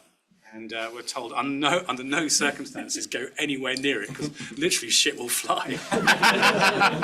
I've been trying to get hold of one of the controllers from eBay. I found one, but it was the wrong type. So yes, if you come along and see us at InfoSec this year, we'll be next door. We're not on the main show floor because we're bored of that. We do an event next door in the pub called The Fox where we build a bunch of informative villages, and we're hoping to have a train loo there ready to fly. But we're going to clean it first. It's okay. So on the scale of ships to planes, trains somewhere in the middle. There you go. I think you hadn't asked a question before. Thanks for that, Ken. I've already asked us about some of the things you talked about. I looked at plane security with Professor Chris Johnson. I don't know if you've come across him at Glasgow University. Anyway, he buys parts off eBay. And anyway, what I was going to ask, I bumped into a guy once who told me he does protocol testing for the cars, and most of them don't actually meet the IETF standards. So have you come across protocol testing and IETF standards? So the vehicles themselves, so the CAN bus is largely unprotected. It's largely plain text. Manufacturers are moving forward. So someone like, for example, JLR has gone basically to an IP backbone now, which is fascinating. Everything's coming back to stuff we all know and trust. CAN, largely unprotected. There's a lot of work trying to layer on additional layers of protection, some intrusion detection, anomaly detection, but on CAN is quite difficult. So the amount of data that goes there. So to answer the question, I don't know enough about the IETF compliance piece, but there's certainly a lot of opportunity to make CAN more secure. Well, my next door neighbour got his Jag stolen by keyless car theft, and they looked into it. And of course, you can remove headlamps and get access to CAN. So headlamps, wing mirrors, all sorts. As soon as the CAN's exposed on a 10 years older or more, screwed, all over. There's a question over here somewhere. On the ship password management system talking about, how would you solve that? Because you have a lot of changing crew and different owners and stuff, as you said. How would you solve the password problem that you said? It's a really good question, actually. So how do you address the issue? So principles, I think we have to accept that safety critical systems, like, for example, a navigational system, an ECDIST, a charting system, we have to accept that standard user account can never be locked because you can't afford for it to lock when you're trying to navigate in a constrained environment. It should be locked. They should have a strong password, and you should only be able to unlock to do that if you need a genuine administration. And that password shouldn't be on a piece of sticky tape all the time. So the standard user account, it's going to be open. That's fine. But it's about keeping those devices, that ECDIS, yes, it's a chart system, but it's just a Windows box underneath. So basic principles, how do we keep that system updated? How do you get the updates to it? How do you assure the updates? So it just needs some thought. I think the principles that we work to on shore, just as valid at sea in terms of user access control. Similar. So just do what we do on land at sea. That'll be fine, right? There's a question over here somewhere. Yeah. I've got a different question. It's about healthcare systems and clinical IoT devices. What do you think about securing that side of things? So the good news is there are regulations. So in the US, FDA 423B, I think, covers cybersecurity of FDA-regulated medical tech. And there is an equivalent in the UK which is CE-based, and there's a European equivalent which I can't remember the name of anymore. That does cover cybersecurity standards for medtech. One of the challenges we're seeing in the US is there was a lot of grandfathering, so products that were compliant in the past were allowed grandfather rights into the new system, although I believe there's more oversight happening now. Medical devices really worry me. I remember just after COVID, I was in the US, and one of my colleagues pinged me to say they'd found an open S3 bucket, read-write, and based upon the data they saw, it looked like real-time insulin pump data for a closed-loop insulin pump. Read-write, this is a closed-loop system that would auto-dose you based upon the reading from your continuous glucose monitor. Brilliant idea, effectively an artificial pancreas. But we change the data remotely, which would mean you give someone a spike of sugar and they'll get an auto-dose of insulin, a fatal overdose. Now, by some fluke, we worked out the manufacturer's name. I pinged them a private message on LinkedIn. By some amazing fluke, the CISO replied on a Sunday evening and said, "We found this. We think it's yours. We don't think it should be world readable." I'm like, "Well, I agree with you." And it was gone about an hour later. But why did it take us to find out? So to answer your question, smart medtech, fantastic in terms of quality of life, in terms of medical outcomes. It really worries me in terms of cybersecurity.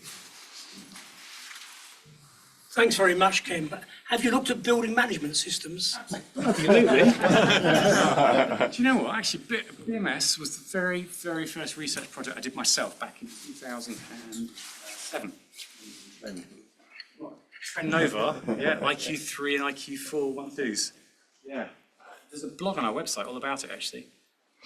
It's a completely separate talk about BMS and building controls. So maybe I can come back on that. Show you how we found some new vulnerabilities to some of the really popular access control systems and stuff. Yeah, love to. That caused a spate of burglaries as well in Holland. Didn't it? They were quite new into it, with warden-assisted places, and somebody could just hack in. You know, the heating comes on at 6, so I know until 6 I can burgle the house. Yeah, so many problems. PTP have done a test of this building, by the way, just as I know nothing. Non-disclosure. We'll say nothing more than that. No, we're going to blame you that it's too warm in here then. It's a bit. It's all the hot air. Get on. I've got a question from someone online here, just to give these guys a turn. So Rob, he said, did you find any vulnerabilities with a 3.5-inch floppy on Airbus? I used to have issues with viruses spread by users bringing in games to play on their work computers, including main control maintenance control, until the technical director's PA got a virus on her PC. And at that point, it was all shut down. So that's some really interesting cross of technologies there. So when you patch a plane, it's done with a dedicated data loader. So the 737, the early versions up to about the 800 series, had a physical floppy disk data loader, which you would put the data in, turn the key for the correct avionic product device you wanted to update, and off it went. Increasingly now that's done with a PDL or a portable data loader, which is a ruggedized laptop in a Peli case. Come along, plug it in, off you go. Where everyone's trying to get to, and where things are happening with the latest compute crates you'll find in things like the 787, is we're trying to do fully internet-based software updates. So obviously it'll only apply when there's weight on wheels. It'll only apply when it's put into a certain mode, so certain switches set by the maintenance engineer, but then you can apply the update remotely. really frustrating. Huge amount of time was wasted. Every 30 days, you have to update the navigational database on the plane. It's called the AIRAC update. So when someone's, I don't know, doing work on their runway, that gets uploaded. When an approach changes, that gets uploaded. And the time that was spent going to every plane doing physical updates with floppy disks, with PDLs, massive. Efficiency savings and the economy we can drive through not going to aeroplanes physically every 30 bloody days is huge. So to answer the question, yes, planes used to be updated with floppies. They were till quite recently. Increasingly, they're updated using portable data loaders. Increasingly now, though, we're starting to see online updates, which is definitely the future and going to keep the cost of our flights down some more. Bring it on. Any further questions? We've probably got time for one, maybe two more questions, and then I think we'll start closing down because we have to be out of the building by 8:30 this evening. So one front, one the back. Hiya. I'm sure you've heard of quantum computing, a new technology. How do you think that will be integrated into the more major transport networks like boats, planes, trains, etc.? So I think it's come down to a broader question about quantum.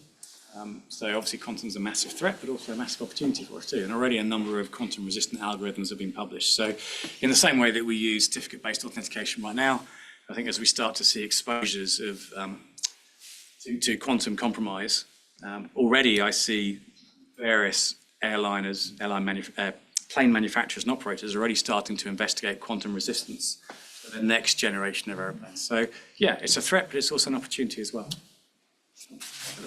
Yeah, I was just going to say again, I'm not sure I really agree that we're doing it so well on land. But Yeah, that's my, was You're it? doing it better. we might be sometimes doing it better, but we're not doing it well enough. And I don't think there's been no new ways of breaching things discovered in all these bits of transport technology. It's all the same stuff we've known about for the last 40 years. And we still haven't educated people enough to even do things like not having plain text passwords on networks. Why is it so hard? I think it's back to this problem of technical debt, and it's back to this problem of running too fast. So in the past, ships, for example, weren't connected. No one cared. Compromise a ship, so what? But it's this acceleration because in order to get good connectivity, and get good crews and good efficiency, you needed connectivity. So we went from a ship that had no security because you didn't need it to being connected, and all of a sudden we're rushing to catch up. Whereas on land, we've been slowly evolving our cybersecurity over decades and decades. We've learned, we've made mistakes, we've fixed them, we've evolved. The problem with shipping is they've gone from 0 10 years ago to 100 and made a lot of mistakes very quickly. Take one more question online, if that's all right then. So, from Simon, do PenTestPartners regularly revisit their past subject exploit areas, e.g. hotel room door locks, Heathrow terminal, conditions? Crikey, do you know, so I think my second ever research project I did myself was on hotel door cards. I made quite a bit of progress on it. I ended up working with a guy called Adam Laurie, the RF idiot, who's way more clever than me. And it's really interesting. So a guy joined us recently who is an expert in physical access cards. And I mentioned briefly how we found bugs in some of the access control systems, say for your swipe cards. And my career's gone a full 360 from like 2006-07 to today. We're working on the same things again with new exploits and way more clever people than me. Anyway, thank you very much. Again, so I'm going to wrap up with a comment from someone online who I think probably summarises what we all think in the room here. One of the best presentations I've attended in years. Excellent and entertaining delivery. Absolutely. Thank you very much.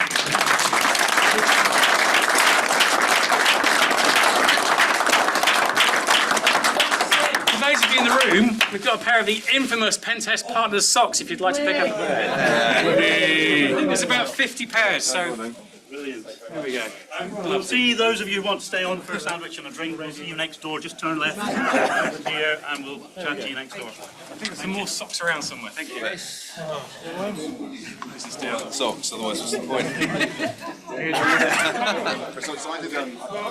I joined as a Hello, mate, how are you? How are you? Yeah, very good, thank you very much. How's life? Very good. You were building a previous show. Going home. That and then done.